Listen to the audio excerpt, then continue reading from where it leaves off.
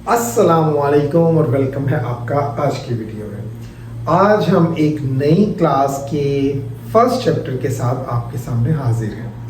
आज हम first year को स्टार्ट करने लगे हैं 11th ग्रेड को, और इसका जो फर्स्ट चैप्टर है उसका नाम है स्टोकियोमेट्री, या जिस तरह से भी आप प्रोनाउंस करना चाहें तो स्टोकियोमेट्री या स्टोशियोमेट्री जैसे भी हम कहें, it's one of the most important so far as the calculations are concern. क्योंकि जब हम बात करते हैं केमिस्ट्री की तो इसमें कैलकुलेशंस बहुत ज़्यादा इंपॉर्टेंट होती हैं।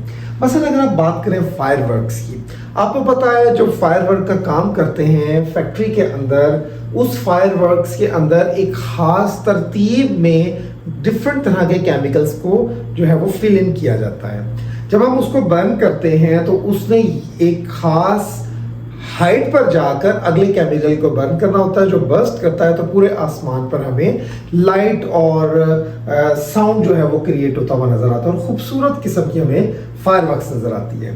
अगर वो अमाउंट्स को सही तरह से मेजर नहीं कर सकेगा, स्टोकियोमेट्रिकली मेजर नहीं कर सकेगा, तो आप यकीन करेंगे कि वो उसी वक्त बर्स्ट हो जाएगा और ये बहुत डेंजरस काम हो जाएगा।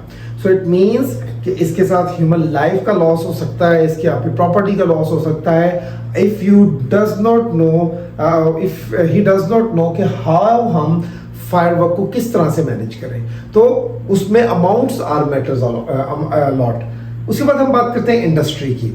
यू नो, इंडस्ट्री इज एक ऐसी चीज है कि जिसमें प्रोडक्ट की फॉर्मेशन होनी है बल्क क्वांटिटी में। थोड़ी सी भी चेंज से कितना बड़ा ड्रास्टिक कंडीशन की चेंजेस आ सकती हैं, आप खुद तसव्वुर कर सकते हैं।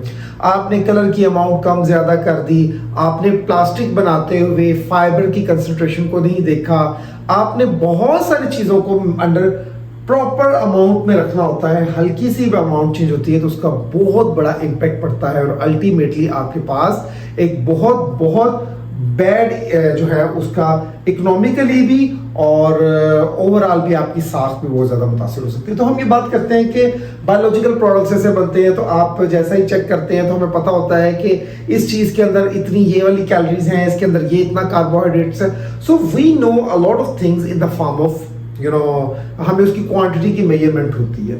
सो स्टोकियोमेट्री कैलकुलेशंस हमें बताती है जो कि रिलेटिव अमाउंट्स ऑफ सब्सटेंस होती हैं। मसलन अगर आप यूज करते हैं एक वाटर, तो उसमें फ्लोरीन की कितनी कंसंट्रेशन है, आप किसी दूसरी कंपनी का यूज करते हैं तो उसमें कितनी है। इसी तरह से आप क्लोरीन, फ्लोरीन, तो अमाउंट वेरी करती है, टेस्ट एस्टैब्लिश होता है। सो आप खाने में नमक थोड़ा सा ज़्यादा डाल दें तो वही खाना जो बहुत टेस्टी होगा वो खाना ख़राब हो जाएगा। आप स्पाइसी बहुत ज़्यादा कर दें वो खाना बेकार हो जाएगा। इसका मतलब है कि अमाउंट जो होती है उसका मेजरमेंट रखना, उसकी पैमाइश रखना बहुत बहुत ज़रूरी होता है। सो सबसे पहले हम अपने लिए हमने एक बेस बना ली थी। अब हम बात करते हैं स्टोकियोमेट्री की कि ये होती क्या है। The study of the relative amounts of substances involved in a chemical reaction is called stoichiometry. Stoichiometry जब भी कोई केमिकल रिएक्शन हो रहा होता है उस दौरान में जो रिलेटिव अमाउंट्स होती हैं कि कौन सी चीज़ कितने मिकदार में मिल रही है और कितनी बन रही है, इस सारी की स्टडी को हम स्टोकियोमेट्री कहते हैं। अब ये अमाउंट हमें ऑब्टेन कहाँ से होगी? जब भी कोई केमिकल रिएक्शन होगा तो उस केमिकल रिएक्शन के अंदर हम मोल्स के फॉर्म में अपने रिएक्टेंट्स लेते हैं, और मोल्स की फॉर्म में हमारे पास प्रोडक्ट की फॉर्मेशन होती है।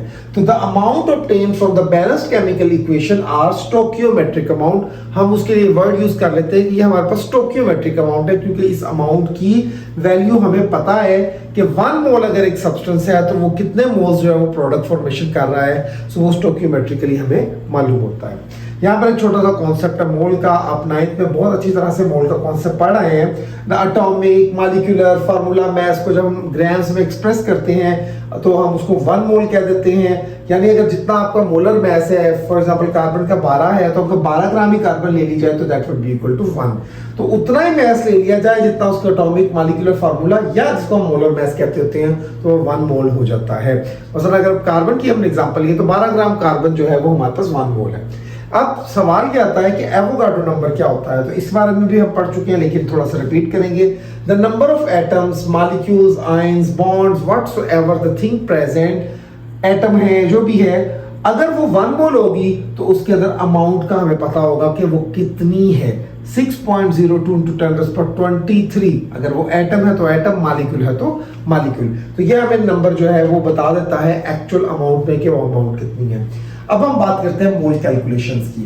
हमें ये पता है कि कोई भी चीज जब 1 मोल होती है तो उसके अंदर उतनी ही एवोगाड्रो नंबर जितने उसके पार्टिकल्स हो जाते हैं। मसलन अगर वो चीज एटम है तो हमारे पास 1 mole of the carbon 6.02 10⁻23 atoms की फॉर्म में। अगर वो हमारे पास कोई मॉलिक्यूल है तो 1 mole of carbon dioxide 6.02 10⁻23 molecules आ जाएगा। अब आप देखें कि कार्बन जब 1 मोल है तो उसके भी उतने ही एटम्स की फॉर्म में, और कार्बन डाइऑक्साइड अगर 1 मोल है तो उसमें।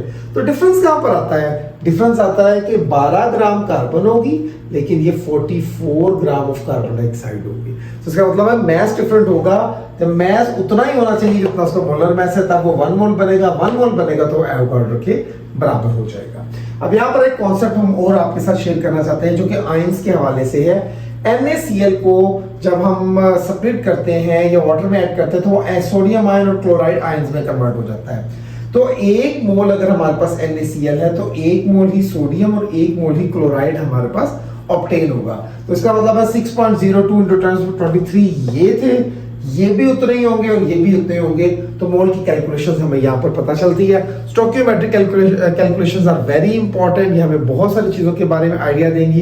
कैसे कैलकुलेट करते हैं वो हम नेक्स्ट लेक्चर में जो है वो अंडरस्टैंड करते हैं। उम्मीद है आपको ये इंट्रोडक्टरी किस्म का जो स्टोइकियोमेट्री का लेक्चर है पसंद आया होगा। इससे रिलेटेड अगर कोई क्वेश्चन है तो आप कमेंट में कर सकते हैं। मिलते हैं नेक्स्ट लेक्चर में। अल्लाह हाफिज़।